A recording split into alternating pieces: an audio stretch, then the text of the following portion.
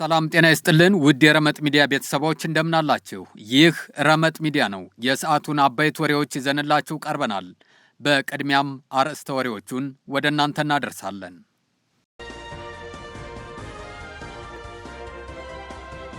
በኢትዮጵያ አየር መንገድ አውሮፕላኖች ላይ ጥቃት ተፈጸመ። ሌተናል ጀነራል ታደሰ ወረደ የግጭቱን መንስኤ አስረዱ። ዓለምን የሚቀይር የዲጂታል አብዮት ይፋ ሆነም። የትግራይ ጊዜያዊ አስተዳደር መግለጫ ሰጠም።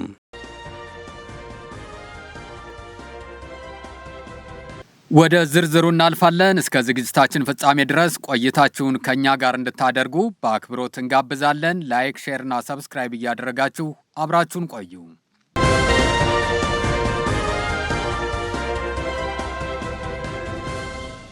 ሌተናል ጀነራል ታደሰ ወረደ የግጭቱን መንስኤ አስረዱ።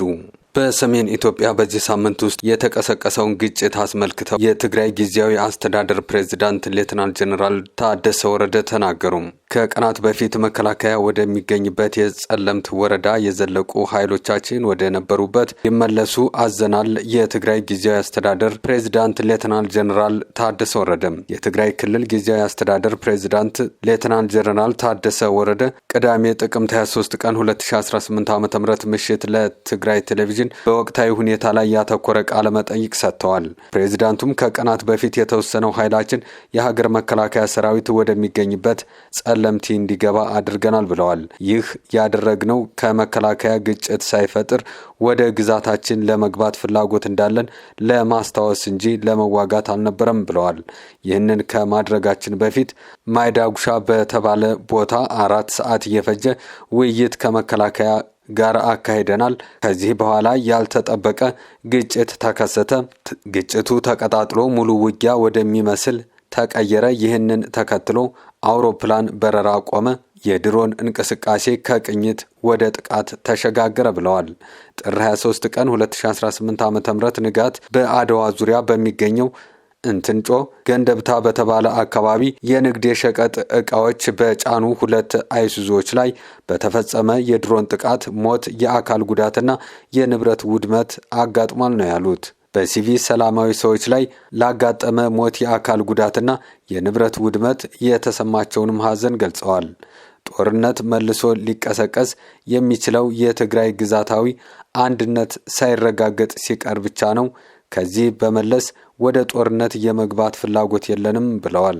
ስለዚህም የሀገር መከላከያ ሰራዊት ወደሚገኝበት ጸለምቲ ወረዳ የዘለቀው ኃይላችን እንዲመለስ ትዕዛዝ ሰጥተናል። በሰላማዊ መንገድ እንጂ በግጭትና ጦርነት የሚፈታ ችግር የለም። ሐሙስ ጥር 21 ቀን የአውሮፕላን በረራ ተቋረጠ እንጂ አርብ ጥር 22 ከፌዴራል መንግስት ስለ ዲዲአር እና ሌሎች ተያያዥ ጉዳዮች ለመነጋገር ቀጠሮ ነበረን ማለታቸውንም አክለዋል። ግጭቱ ከተከሰተ በኋላ ከፌዴራል መንግስት ቀጣይ የሆኑ የስልክ ግንኙነቶች አሉን። በረራ ከተጀመረም በአካል በመሄድ እንወያያለን። እርግጥ ነው ተፈናቃዮች ወደ ቀያቸው መመለስ አለባቸው። የትግራይ ግዛታዊ አንድነት መረጋገጥ አለበት። ሁሉም በሰላማዊ መንገድ መሆን አለበትም ማለታቸው ተዘግቧል። በሰላም እንጂ በውጊያ የሚመለስ ጥያቄ የለም ያሉት ጀነራሉ ችግሮች፣ ግጭቶችን ሲፈጥሩ በፕሪቶሪያ ስምምነት መሰረት መዳኘት አለባቸው። ጊዜያዊ አስተዳደሩ በፌዴራልና በትግራይ ስምምነት የቆመ ነው። ስለመሆኑም ከሁለቱ አካላት ድጋፍና ተደማጭነት ማግኘት አለበትም ብለዋል። ይህም አስተያየታቸው ተፈናቃዮች ወደ ቦታቸው ካልተመለሱ ጦርነቱ የሚቀጥል መሆኑን የሚያመላክት ሆኖ ተገኝቷል።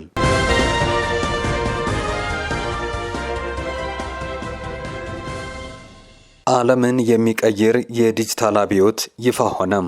ዓለም አቀፉ የፋይናንስ ስርዓት ከእንግዲህ በኋላ በማይመለስበት አዲስ የታሪክ ምዕራፍ ላይ ይገኛል ተብሏል። ብዙዎች የብሪክስ አገራት የጋራ ወረቀት ገንዘብ እስኪያትሙ በጉጉት ሲጠባበቁ፣ አገራቱ ግን የዓለምን የኢኮኖሚ ሚዛን የሚቀይር ያሉትን ስትራቴጂ ይፋ አድርገዋል። ይህ አዲስ ስልት በወረቀት ገንዘብ ውስጥ ከመግባት ይልቅ የቴክኖሎጂን ልዕልና በመጠቀም የየአገራቱ ማዕከላዊ ባንክ ዲጂታል ገንዘቦች በማስተሳሰር ላይ ያተኮረ ነው ተብሏል። ይህ የዲጂታል አብዮት አባል አገራቱ ያለምንም መካከለኛ ባንክ በቀጥታ እንዲገበያዩ የሚያስችል ስለመሆኑም ተዘግቧል። በሁለት ሀገራት መካከል ግብይት ማድረግ ቢያስፈልግ የንግድ ልውውጡ በዲጂታል ቴክኖሎጂ አማካኝነት በቀጥታ በየሀገራቱ ገንዘብ እንዲፈጸም በር ይከፍታል።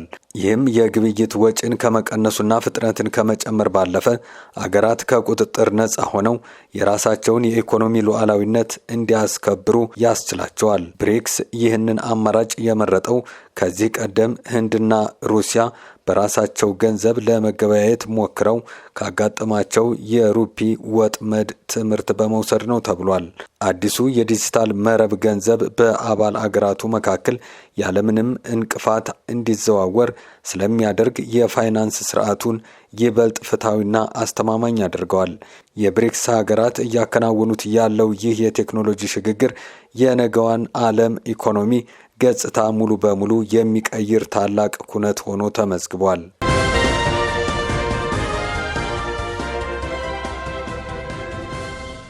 የትግራይ ጊዜያዊ አስተዳደር መግለጫ ሰጠም። የትግራይ ጊዜያዊ አስተዳደር በትግራይ ዘላቂና አስተማማኝ ሰላም ሊረጋገጥ የሚችለው የተፈናቀሉ ወገኖች ደህንነታቸው ተጠብቆ ወደ ቀደመ ቀያቸው ሲመለሱና የትግራይ ህገ መንግስታዊ ወሰን ሲከበር መሆኑን እንደሚያምን ገልጿል። ይህም መሰረታዊ ጉዳይ ለግጭት መንስኤ ሊሆን የሚችል ዋነኛ ነጥብ በመሆኑ ጥያቄው በሰላማዊና በፖለቲካዊ መንገድ ሊፈታ እንደሚገባ ጽኑ እምነት እንዳለውም አስተዳደሩ ገልጿል። ከዚህ ውጪ ያለ አማራጭ ዘላቂ ሰላም ሊያረጋግጥ እንደማይችል ጊዜያዊ አስተዳደሩ እንደሚያምንም በጥብቅ አስገንዝቧል። በዚህ ሳምንት ያጋጠመው ግጭትም ቢሆን ለትግራይ መሰረታዊ ጥያቄዎች ዘላቂ መፍትሄ ባለመገኘቱ የተከሰተና ሊፈጠር የማይገባው ነው ብሏል። የትግራይ ጊዜያዊ አስተዳደር አሁንም ቢሆን በፕሪቶሪያ ስምምነት መሰረት ዘላቂና አስተማማኝ ሰላም ለማስፈን ያለውን ቁርጠኝነት እያረጋገጠ በዚህ ሳምንት ባጋጠመው ግጭት ምክንያት ተቋርጠው የነበሩ የኢትዮጵያ አየር መንገድ በረራዎች እንዲጀምሩም ጥሪ አቅርቧል። በተጨማሪም ህዝቡ በፋይናንስ ስርዓቱ ተማምኖ በባንክ ያስቀመጠውን ገንዘብ ባለው የጥሬ ገንዘብ ወይም ካሽ እጥረት ምክንያት ማግኘት ባለመቻሉ እየደረሰበት ያለውን እንግልት እንዲፈታ ጠይቋል። ወር ጠብቆ ኑሮውን የሚመራው የመንግስት ሰራተኛ መደበኛ ደሞዙን በወቅቱ የሚያገኝበት ሁኔታ እንዲመቻች ለፌዴራል መንግስት ጥያቄ አቅርቦ አዎንታዊ ምላሽ እየተጠባበቀ መሆኑንም ገልጿል። በመጨረሻም የተፈናቃዮች መመለስና የትግራይ ህገ መንግስታዊ ወሰን የማስከበር ጉዳይ ለዘላቂ ሰላም ወሳኝ መሆኑን በመገንዘብ በሰላማዊና በፖለቲካዊ መንገድ የታገሉትን ትግል አጠናክሮ በመቀጠል የሚጠበቅበትን ኃላፊነት እንደሚወጣ አስተዳደሩ አስታውቋል።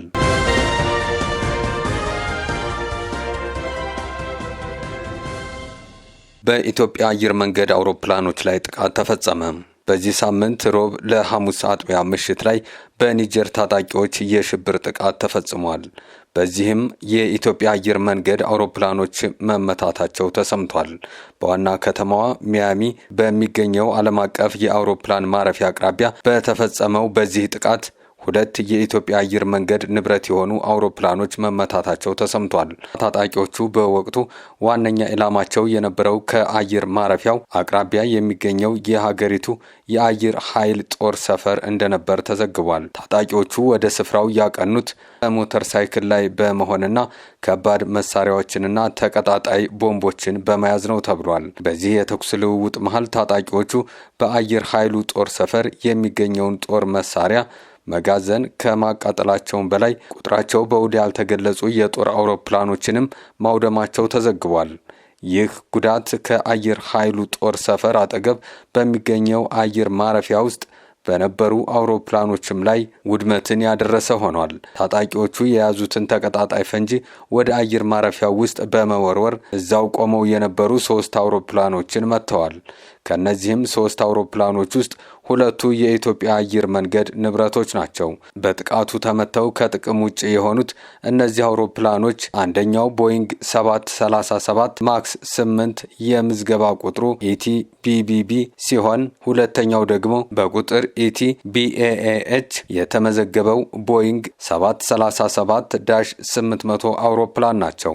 በተለይ ኢቲ ቢቢቢ ገና ዕድሜው 3 ዓመት የሆነ አዲስ አውሮፕላን አውሮፕላን እንደነበር ፍላይት 24 አስታውቋል። እነዚህ ሁለት አውሮፕላኖች የተመዘገቡት በአስኪ አየር መንገድ ሲሆን አስኪ ከኢትዮጵያ አየር መንገድ የተከራያቸው ነበሩ። አስኪ አየር መንገድ ራሱ የኢትዮጵያ አየር መንገድ አጋር መሆኑ ይታወቃል። የኒጀር ወታደራዊ መሪ ጄኔራል አብዱራህማን ቲያኒ በኒያሚ ዓለም አቀፍ አውሮፕላን ማረፊያ ላይ ለደረሰው የሽብር ጥቃት ፈረንሳይ፣ ቤኒንና አይቮሪ ኮስት እጃቸው እንዳለበት ገልጸዋል። ጄኔራሉ ሲቀጥሉም የእኛን የአንበሳ ግሳት ለመስማት ዝግጁ መሆን አለባቸው ሲሉ ማስጠንቀቂያ ሰጥተዋል። በተጨማሪም ወታደራዊ መሪው የአገሪቱን የአየር ኃይል ጦር ሰፈር በመከላከል ረገድ ድጋፍ ላደረጉ የሩሲያ ወታደሮች ምስጋናቸውን አቅርበዋል። በጥቃቱ ወቅት በአውሮፕላኖቹ ውስጥ የነበሩ ተሳፋሪዎችም ሆኑ የበረራ ሰራተኞች አለመኖራቸውንና በሰው ሕይወት ላይ የደረሰ ጉዳት አለመኖሩ ተረጋግጧል።